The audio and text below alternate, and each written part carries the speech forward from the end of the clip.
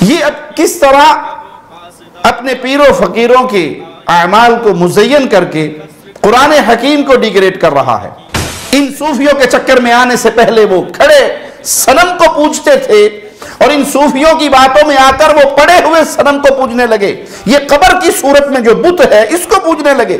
تو پھر ان ظالموں کے مرید وہ اگر جہاز کے اندر بھی سواری کرتے ہیں اور جہاز مصیبت میں پھنستا ہے، ہواؤں کے تھپیڑوں پہ آ کر اس کا توازن خراب ہوتا ہے، تو اندر بیٹھے ہوئے ان ڈھول پیٹنے والے مراسیوں کے جو مرید ہیں وہ وہاں پر بھی اللہ کو نہیں پکارتے، سیدنا حسین کو پکارتے ہوئے نظر آئیں گے۔ پیدا ہونے والا وہ مسلمان کے گھر میں پیدا ہو، یہودی کے گھر میں پیدا ہو، عیسائی کے گھر میں پیدا ہو، کمیونسٹ کے گھر میں پیدا ہو، پیدا ہونے والا فطرت سلیم پہ پیدا ہوتا ہے۔ وہ بدنصیب انسان جس نے دین ابراہیمی کو بدل ڈالا اور سرزمین عرب اور خاص طور پہ حجاز یہاں پر بت پرستی کا بیج ڈالا۔ ہر لمحہ قرآن اور سنت کا ترجمان، فضیلت الشیخ توصیف الرحمن۔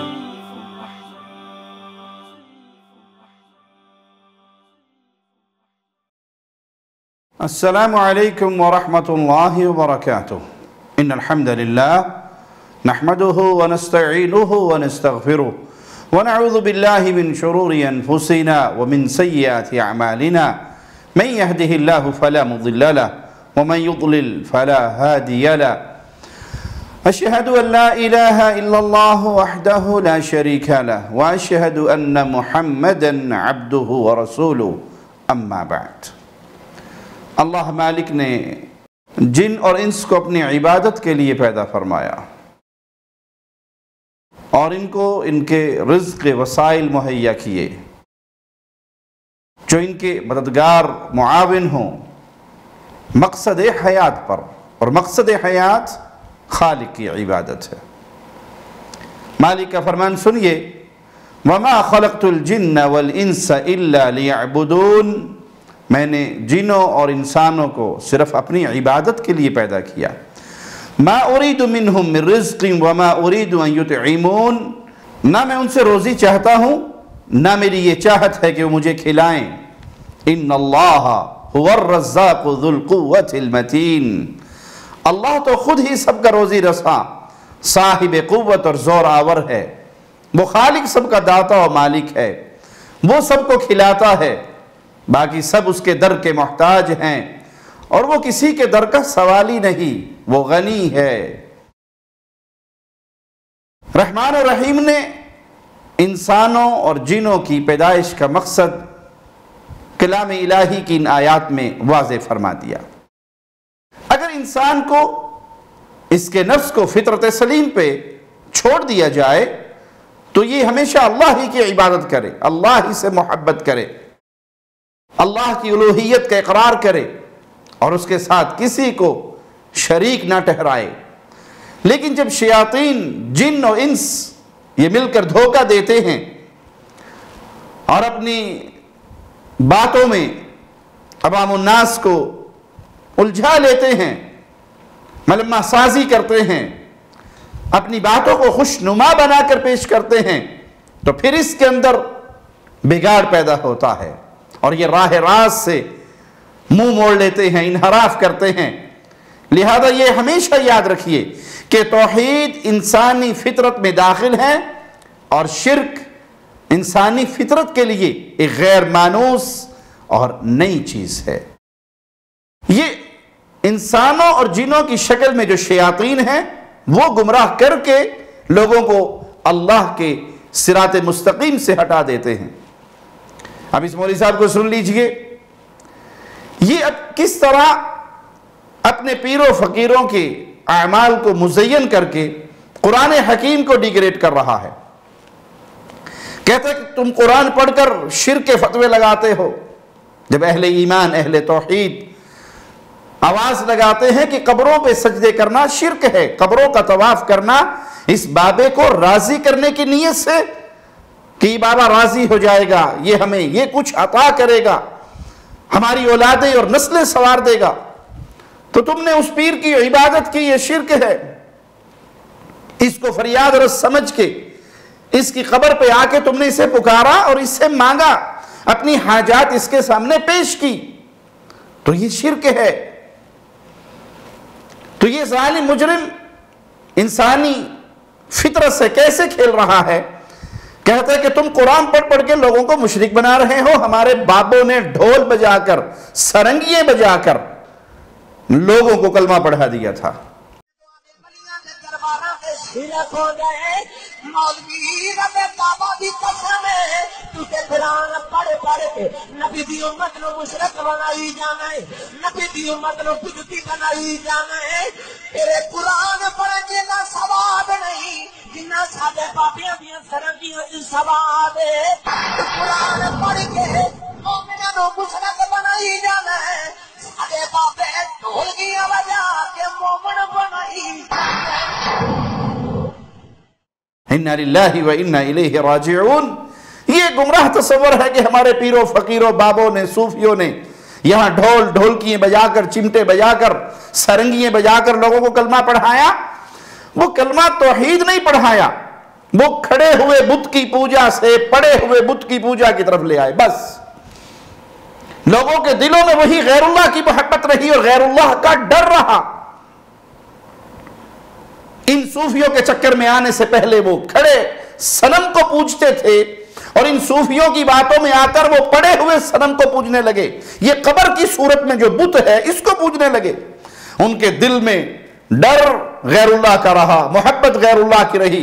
یہ اب یہ چھوٹا سا کلپ دیکھیے، یہ ایک نوجوان ہے جو ایک جھولے کے اندر بیٹھتا ہے، اور جب جھولا چلتا ہے تو یہ ڈرتا ہے، اور ڈر کر یہ پکار کسے رہا ہے؟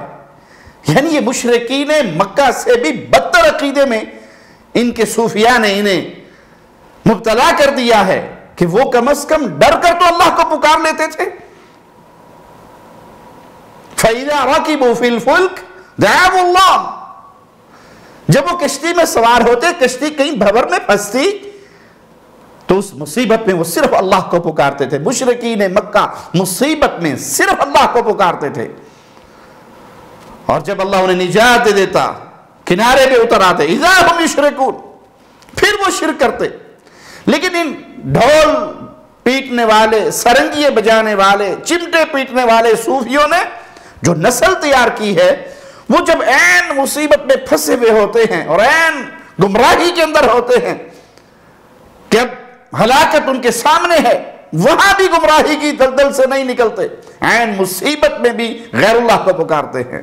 یہ اپنے پیر مہر علی شاہ کو پکار رہا ہے، یہ اپنے بابوں کو آواز دے رہا ہے، حالانکہ مصیبت میں ہے، پریشانی میں ہے، غم میں ہے، لیکن ان کے دل میں غیر اللہ کی محبت ہے۔ تو یہ فطرت سلیم سے ہٹ گئے۔ ان کو ہٹایا کس نے؟ ان گمراہ پیروں، فقیروں اور بابوں نے۔ بگرنہ فطرت سلیم وہ توحید کی قائل ہے۔ مالک کا فرمان سنیے، فَاقِمْ وَجْهَكَ لِلدِّينِ حَنِيفًا، آپ یکسو ہو کر دین حنیف، دین اسلام پر قائم رکھیں۔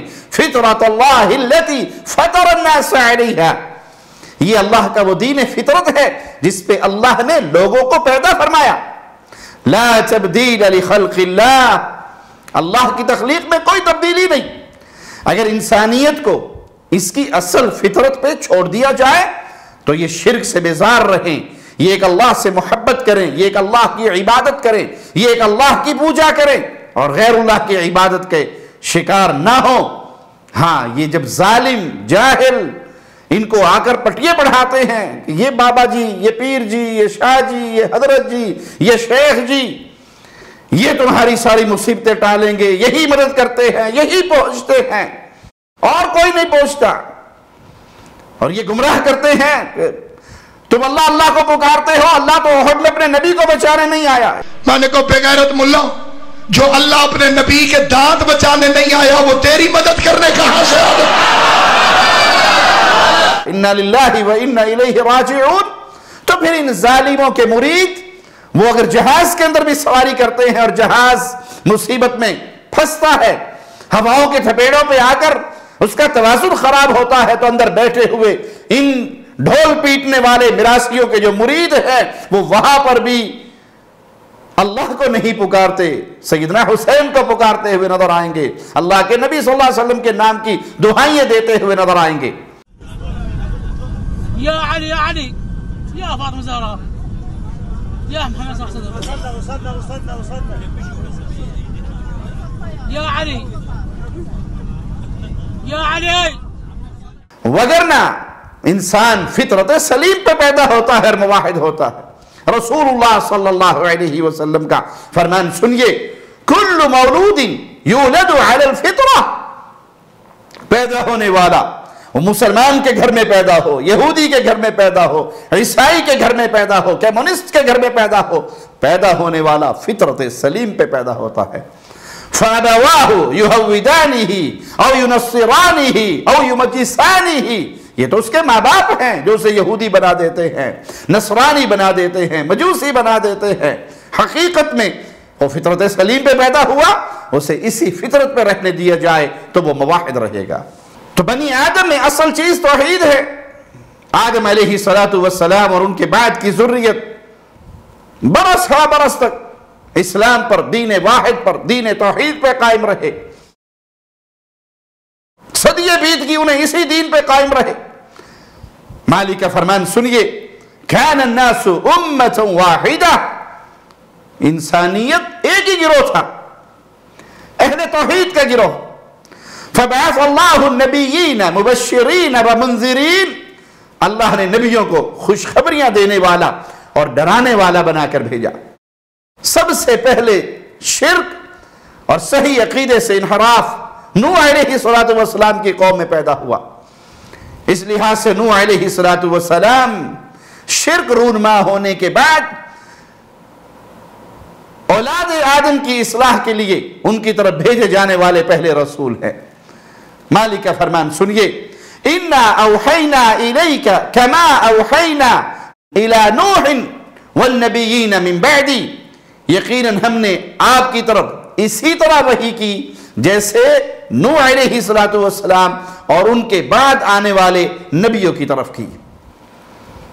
قوم نوح سے پہلے یہ امت توحید تھی۔ سب سے پہلے بگاڑ یہاں سے شروع ہوا۔ سیدنا عبداللہ ابن عباس رضی اللہ عنہما بیان فرماتے ہیں، آدم علیہ السلام سے لے کر نوح علیہ السلام کے درمیان 10 صدیوں کی مدت تھی۔ اس دوران سب بنی آدم توحید پہ قائم تھے، اسلام پہ قائم تھے۔ علامہ ابن قیم رحمہ اللہ فرماتے ہیں، یہی قول قطعی طور پہ درست ہے، کیونکہ سورۃ بقرہ کی آیت سیدنا ابی بن کعب کی قرات میں وہ یوں ہے، فَاخْتَلَفُوا فَبَعَثَ اللَّهُ النَّبِيِّينَ، پھر لوگوں نے اس توحید میں اختلاف کیا تو اللہ نے انبیاء کو مبعوث فرمایا۔ انبیاء کی بعثت کا مقصد لوگوں کو عقیدہ توحید پہ قائم رکھنا اور شرک کے دروازوں کو بند کرنا، شرک کی ہلاکتوں سے انسانوں کو بچانا۔ مالک کا فرمان سنیے، وَمَا كَانَ النَّاسُ إِلَّا أُمَّةً وَاحِدَةً، سارے کی ساری انسانیت ایک ہی امت تھے، یعنی ایک ہی دین پر تھے، اور وہ دین توحید تھا، وہ دین اسلام تھا۔ فَاخْتَلَفُوا، پھر انہوں نے اختلاف کیا۔ یہ اختلاف عقیدہ توحید میں کیا، شرک کے راستے پر چلے، شرک کو اپنا اوڑھنا اور بچھونا بنایا۔ جب انہوں نے اختلاف کیا تو پھر اللہ نے انبیاء کو بھیجا اس دعوت توحید کو دے کر۔ ابن قیم رحمہ اللہ یہ ثابت کرنا چاہتے ہیں کہ انبیاء آئے لوگوں کی عقیدے کی اصلاح کرنے کے لیے، کہ جب انہوں نے توحید میں اختلاف پیدا کر لیا، اس اصل دین میں اختلاف پیدا کر لیا جن پر وہ قائم تھے، تو پھر انبیاء کا سلسلہ جو انہیں توحید کا پیغام دینے کے لیے آیا اور شرک کے راستے سے روکنے کے لیے آیا۔ اسی طرح اہل عرب ابراہیم علیہ السلام کے دین پر تھے۔ سب سے پہلے عمر الخزاعی، وہ بدنصیب انسان جس نے دین ابراہیمی کو بدل ڈالا اور سرزمین عرب اور خاص طور پہ حجاز، یہاں پر بت پرستی کا بیج ڈالا۔ لوگوں نے اللہ کو چھوڑ دیا اور ان بتوں کی پوجا کرنے لگے، ان بتوں کی عبادت کی طرف انہوں نے اپنا منہ موڑ لیا، اور اس مقدس شہر اور اس کے قرب و جوار میں شرک پھیلتا گیا، یہاں تک کہ اللہ مالک نے امام الانبیاء، امام کائنات، خاتم النبیین محمد الرسول اللہ صلی اللہ علیہ وسلم کو مبعوث فرمایا۔ آپ نے لوگوں کو سب سے پہلے اسی توحید کی دعوت دی جس میں انہوں نے اختلاف کیا تھا۔ فاختلفوا، انہوں نے اختلاف کیا اس دین واحد میں، اس دین توحید میں، اس دین اسلام میں، آپ نے اسی کی طرف بلایا۔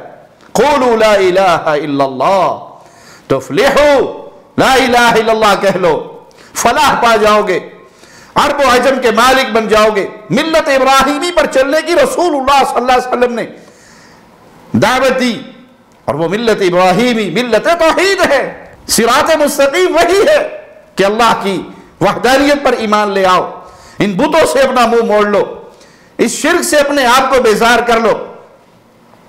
اللہ مالک نے دین کو پورا کیا، نعمت کو تمہارے لیے پورا کیا، اور آپ صلی اللہ علیہ وسلم کے اسی منہج پر اس امت کی ابتدائی صدیوں کے بہترین لوگ قائم رہے۔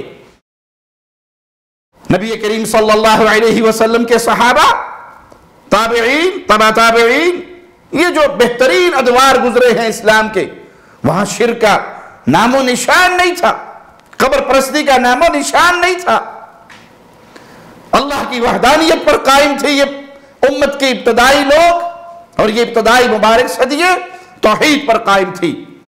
پھر آہستہ آہستہ جہالت بڑھتی گئی، دوسرے مذاہب کے اثرات داخل ہوتے گئے، اور گمراہی کی دعوت دینے والے گمراہ فرقے پیدا ہوتے رہے، اور لوگ دوبارہ شرک کی وادی میں گر گئے۔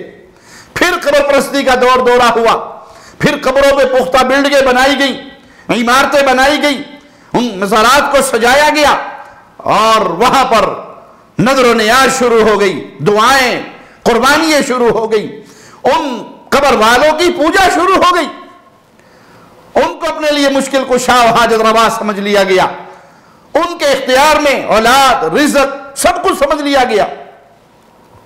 اور جب ان کو سمجھایا جائے کہ بھائی یہ شرک ہے، جس مردے کو تم غریب نواز و بندہ پرور و غوث آدم سمجھ رہے ہو، یہ اس دنیا سے جب مر کر فوت ہو کر گیا، یہ خالی ہاتھ، اس کے روح اور جسم کا رشتہ ٹوٹا، تو اس کے اختیار میں تو طہارت کرنا بھی نہیں تھا، کپڑے اتار کر کفن پہننا بھی نہیں تھا، غسل کرنا بھی اس کے اختیار میں نہیں تھا، اور یہ من و مٹی کے نیچے دبنے کے بعد کیسے تمہارے بچوں کی رکھوالی کر سکتا ہے، تمہارے رزق کے معاملات کو سنبھال سکتا ہے، یہ کیسے غریب نواز و بندہ نواز و داتا بن سکتا ہے؟ تو ہر دور میں اہل شرک نے جواب کیا دیا کہ آپ نہیں سمجھتے، ہم تو ان کی محبت میں آ رہے ہیں اور ان کا وسیلہ پکڑتے ہیں، ان کی محبت اور ان کے وسیلے سے اللہ کو پکارتے ہیں، ہماری سنتا نہیں ہے، ان کی موڑتا نہیں ہے، ہماری ان کے آگے اور ان کی اس کے آگے۔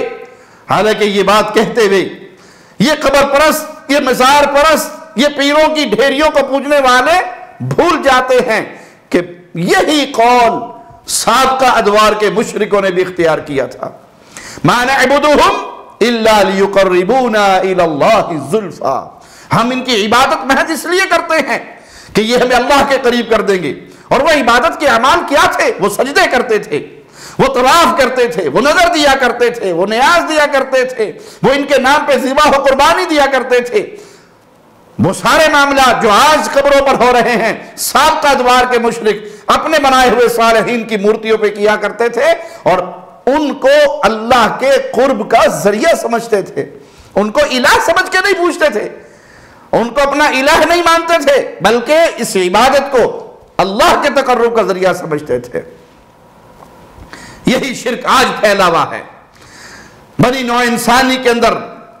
قدیم و جدید دور میں شرکی اعمال کے باوجود انسانوں کی اکثریت توحید ربوبیت کی قائل رہی اور صرف عبادت کے اندر شرک کرتے رہے۔ مالک کا فرمان سنیے، وَمَا يُؤْمِنُ أَكْثَرُهُمْ بِاللَّهِ إِلَّا وَهُمْ مُشْرِكُونَ، ان میں سے اکثریت باوجود اللہ پر ایمان رکھنے کے مشرک ہیں، مانیں گے اللہ خالق ہے، مالک ہے، رازق ہے۔ جب ان سے کہا جائے اللہ خالق ہے، مالک ہے، رازق ہے، مختار کل ہے، تدبیر کرنے والا ہے، تو سجدوں کا حقدار بھی وہی ہے، کہیں گے نہیں، بابا جی کو بھی سجدہ ہوگا، پیر کی ویل چیئر کو بھی سجدہ ہوگا، بابا کی گاڑی کو بھی سجدہ ہوگا، اس کی قبر کی دہلیز پہ بھی سجدہ ہوگا، اور اس کی قبر پہ بھی سجدہ ہوگا۔ اس کی قبر کا طواف ہوگا، پیر کی اونٹنی کی قبر کا طواف ہوگا، پیر کی بلی کی قبر کا سجدے ہوں گے۔ اس طرح پیروں کو پوجا جا رہا ہے۔ مانتے ہیں کہ اللہ خالق ہے، مانتے ہیں کہ اللہ رازق ہے، مانتے ہیں کہ اللہ تدبیر کرنے والا ہے پورے کائنات کی، مانتے ہیں اس زمین و آسمان کو اس اللہ نے تھاما ہوا ہے۔ توحید ربوبیت کو ماننے کے باوجود عبادت میں یہ مشرک ہیں، اللہ کا شریک بناتے ہیں۔ اولاد آدم میں سے بہت تھوڑے لوگ ہیں جنہوں نے رب کے وجود کا انکار کیا، جیسے فرعون ہیں، ملحدین ہیں، دہریے ہیں، اور آج کے دور میں کمیونسٹ ہے۔ پھر اس کے انکار کی وجہ بھی ہٹ دھرمی ہے، وگرنہ ان دہریوں کا بھی دل مانتا ہے کہ ایک رب کا وجود ہے۔ یہ مانتے ہیں کہ کائنات کو بنانے والا کوئی ہے۔ جس طرح ایک موٹر سائیکل خود نہیں بن سکتی، ایک کار اپنے آپ تیار نہیں ہو جاتی، ایک کیمرہ اپنے آپ تیار نہیں ہو جاتا، ایک ٹیبل اپنے آپ تیار نہیں ہو جاتی، ایک جوتی اپنے آپ تیار نہیں ہو جاتی۔ جہاں بھی کریشن ہوگی اس کے پیچھے کوئی کریٹر ہوگا، جہاں بھی کوئی مخلوق ہوگی تو اس کے پیچھے کوئی صانع ہوگا، بنانے والا ہوگا۔ تو اس پوری کائنات کو بنانے والا اللہ ہے۔ ان کا دل مانتا ہے لیکن ہٹ دھرمی کی وجہ سے انکار کرتے ہیں۔ مالک کا فرمان سنیے، وَجَحَدُوا بِهَا وَاسْتَيْقَنَتْهَا أَنفُسُهُمْ ظُلْمًا وَعُلُوًّا، پھر انہوں نے ظلم و سرکشی کی وجہ سے ہماری آیات کا انکار کر دیا، حالانکہ ان کے دل ان کی صداقت کا یقین کر چکے تھے، دلی طور پہ یہ مانتے ہیں۔ جیسے امام ابو حنیفہ رحمہ اللہ کے ایک دہریے سے مناظرہ ہوا اور وہ تاخیر سے مناظرے پر پہنچے، تو اس نے کہا کہ آپ مسلمان ہیں، وعدے کے بڑے پابند ہیں، آپ بڑی تاخیر سے آئے۔ تو کہا میں دریا پر کھڑا تھا، کوئی کشتی نہیں تھی، میں نے دیکھا اچانک ایک درخت کٹنا شروع ہو گیا، اس کی لکڑیوں سے تختے بننے لگ گئے اور وہ آپس میں جڑنے لگ گئے، اور پھر ان میں میخیں اور کیلیں لگ گئی اور ایک وہ کشتی تیار ہو گئی، چپو تیار ہو گئے۔ میں فوراً بھاگ کے اس میں بیٹھ گیا اور پھر وہ اپنے آپ چل پڑی کشتی اور مجھے اس نے دریا کے پار اتار دیا، تو اس لیے مجھے تھوڑی سی تاخیر ہو گئی۔ اب مناظرہ شروع کرتے ہیں۔ تو اس نے کہا یہ کیسی بے وقوفوں والی آپ نے کہانی سنائی، درخت اپنے آپ کیسے کٹ سکتا ہے، اس کے تختے اپنے آپ کیسے بن سکتے ہیں، وہ اپنے آپ جڑ کیسے سکتے ہیں، چپو اپنے آپ کیسے بن سکتے ہیں، اور بغیر ملاح کے کشتی چل کیسے سکتی ہے۔ کہا سبحان اللہ، ایک چھوٹی سی کشتی کے بارے میں تمہارا دل نہیں مانتا کہ ایک درخت اپنے آپ کٹے، اس میں سے تختے الگ ہو اور وہ آپس میں جڑے اور وہ کشتی کی صورت اختیار کرے، اس میں چپو بھی تیار ہو کے لگ جائے اور بغیر ملاح کے وہ چلے۔ تو اتنا بڑا سورج ہے، یہ اتنا بڑا چاند ہے، یہ ستاروں کا جہان ہے، یہ زمین کا جہان، یہ جنگلوں کا سمندروں کا جہان، یہ پرندوں چرندوں درندوں کا جہان، یہ انسانوں اور جنوں کا جہان، یہ بغیر خالق کے وجود میں آ گیا اور بغیر تدبیر کرنے والے کے چل رہا ہے۔ ان کا دل مانتا ہے۔ ہاں، یہ ہٹ دھرمی کی وجہ سے انکار کرتے ہیں۔ ان کی عقلیں جانتی ہیں کہ ہر مخلوق کا کوئی نہ کوئی خالق ضرور ہے، ہر موجود کا کوئی نہ کوئی ایجاد کرنے والا ضرور ہے، اس کائنات کا انتظام کرنے والا، اس دقیق نظام کو چلانے والا، اس سے کوئی ہے جو کامل حکمت والا ہے، جو بے پناہ قدرتوں والا ہے، جو ہماگیر علم والا ہے، جو مختار کل ہے اور بہترین تدبیر کرنے والا ہے کہ فاختہ کے انڈے سے کبھی کوے کا بچہ پیدا نہیں ہوا، گائے کے پیٹ سے کبھی بکرے کا بچہ پیدا نہیں ہوا۔ یہ اللہ کا نظام ہے، وہ بہترین تدبیر کرنے والا ہے اور اس کی تدبیر کے تحت یہ سارا چل رہا ہے۔ ان کا دل مانتا ہے لیکن ہٹ دھرمی کی بنیاد پہ یہ انکار کرتے ہیں۔